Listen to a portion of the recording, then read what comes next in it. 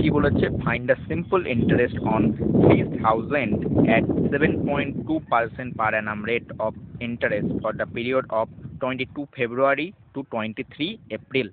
তাহলে এখানে করে আমাকে টাইম পিরিয়ডটাকে বের করতে হবে। টাইম পিরিয়ডটা কি হচ্ছে দেখো, 24 মানে কি লিপ ইয়ার, তাহলে ফেব্রুয়ারি মাসের এখনো 7 দিন রয়েছে, মার্চ মাসের আমাদের 31 থাকবে এবং এপ্রিলের 23, মানে টোটাল কতগুলো হচ্ছে, টোটাল হয়ে যাচ্ছে আমাদের 61 ডেজ, 61 ডেজ। ওকে, এবার আমরা সিম্পল ইন্টারেস্ট বের করতে পারবো। সিম্পল ইন্টারেস্ট আমরা জানি PRT/100, নাহলে পি কত 3000, আর কত বলেছে 7.2%, নাহলে 7.2/100 ইন্টু টি, টি কত 61 ডেজ, কিন্তু আমাকে পার অ্যানামে বের করছি যেহেতু, নাহলে এটাকে আমাকে ইয়ারলি করতে হবে, নাহলে 61 কি হয়ে যাবে 366 হয়ে যাবে। ক্লিয়ার হয়েছে?